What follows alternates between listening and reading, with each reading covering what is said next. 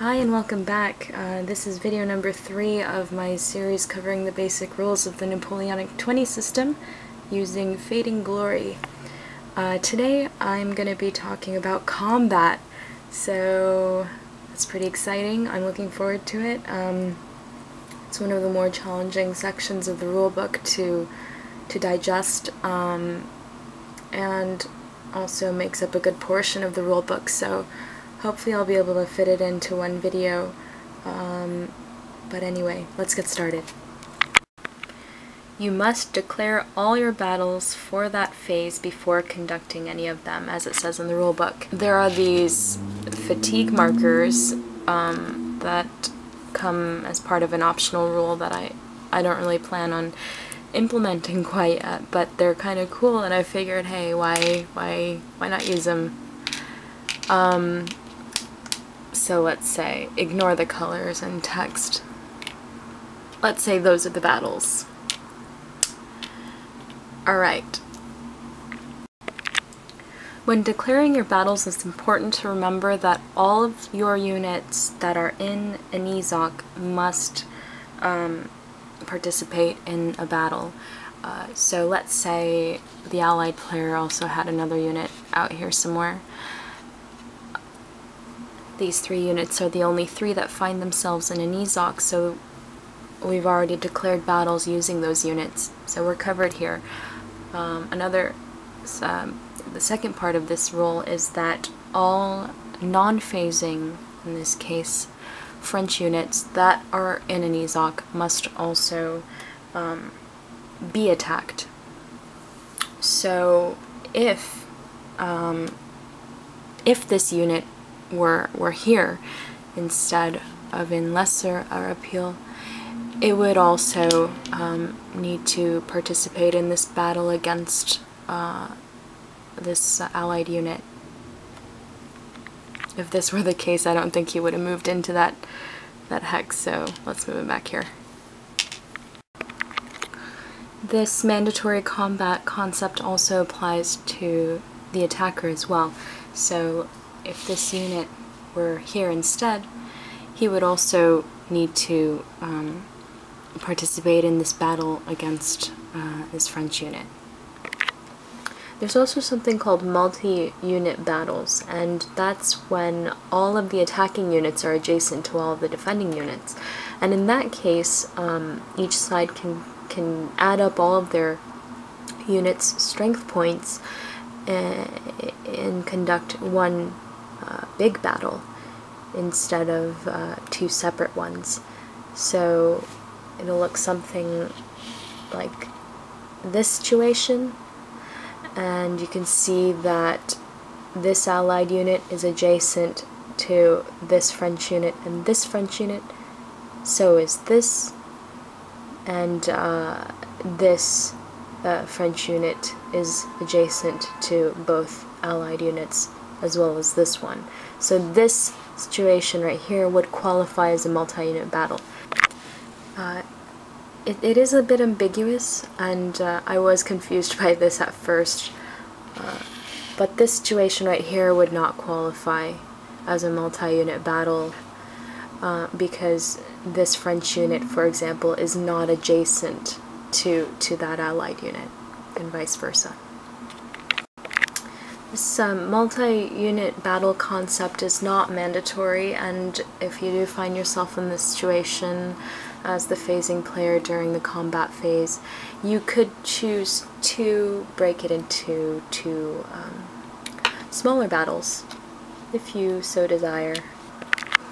I should also mention an important rule called pushing too hard. And it pretty much states that no unit can attack more than once per combat phase. No enemy unit can be attacked more than once per combat phase. So once this battle's taken care of, that's it for these guys, and we move on to the next battle. And yes, there's artillery in this game. It's kind of cool. They're not in the Salamanca scenario, which is chronologically the first of the 4. So I won't talk about it now, but I think I will, if I decide to film some playthroughs later on, talk about it then. But just so you know, there is artillery. There's also, in the system, there are garrison forces, but not in this particular package of games. So I also will bypass that section of the rules. Okay, now it's time to pull out that handy-dandy terrain effects chart, or TEC. We've taken a look at the terrain types and the movement column. And this final column here on the right is the combat column, and that will tell you how that terrain benefits, or in the case of open terrain, really does not much at all, for the defending player in a combat situation. So for example, in this situation where we have combat occurring in a forest where both the attacking side and the defending side are in the forest, the terrain benefit only benefits the defending side, and never does terrain benefit the attacking side in combat. So looking at the TEC, we see that the forest provides a +1 combat strength, and so we would add that number to the combat strength of in this case, the if it's the allied player's turn, to the French unit. So the allied player would have a combat strength of 2 as written on the counter. The defending French unit would have a combat strength as 3. The TEC also tells us that towns such as Los Arapiles provide a +1 combat strength to the defending unit who occupies that hex. You also get a +1 bonus as the defending unit if the attacking unit, if all of the attackers are downslope. So in this case, this defending unit, this defending French unit in Teso de San Miguel is upslope to all of his attackers. Therefore, he would qualify for that +1 combat strength bonus in this situation if this were a multi-unit battle. It's important to note that the defending side of a battle can only benefit from the terrain effects of a single hex. So for example,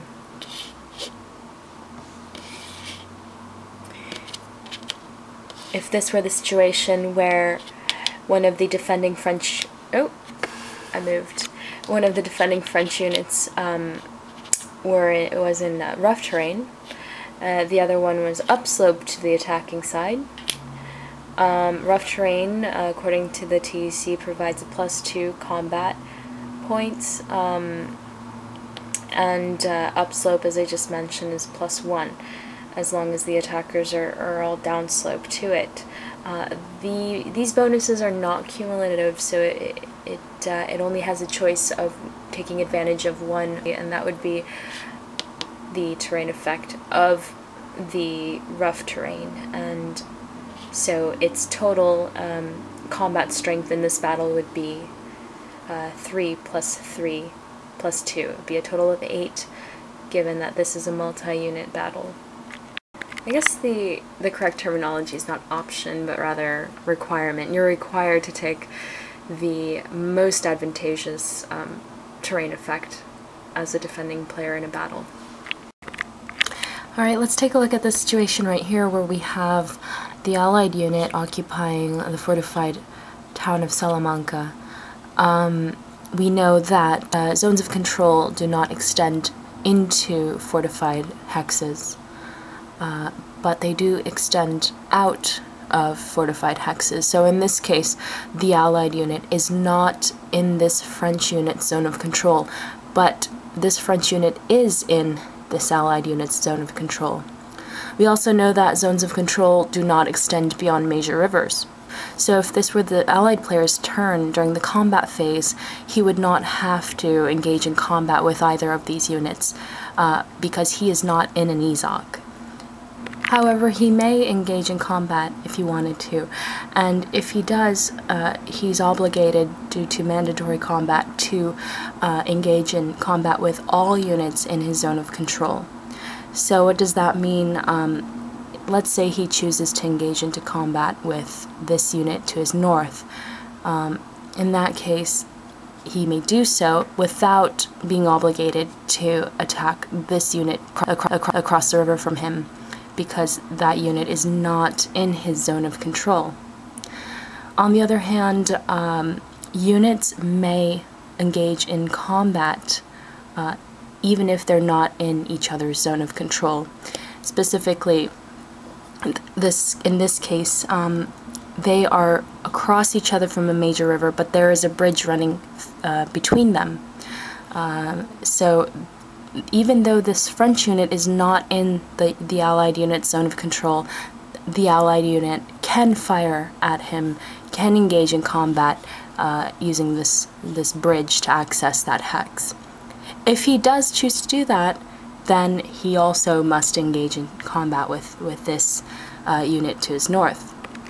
Because of the multiple unit and multi-hex battles rule, he may not break that down into two separate battles. He must battle the both of them at once. Taking another look at the situation of fords and bridges at major rivers. These two hexes, 902 and 1002, are not considered adjacent. So let's say during the reacting phase, this French cavalry unit decides it wants to disengage. It would not be able to cross the major river. That is not an option for him. He would only be able to enter an adjacent non-enemy controlled vacant hex, in this case 1001 or 903. Okay, I think I'm going to cut this video here and talk about the actual combat, the CRT combat results table, what each of the results mean, any after combat effects, and I'll probably have to stick in a longer conversation on morale and how they can be spent during combat, and I'll also have to go back to movement and talk about forced march, which I forgot to mention, and that all links in with the whole morale track thing going on over there. So yeah, hope you enjoyed the video, and I'll see you soon for part 2 of my video on combat.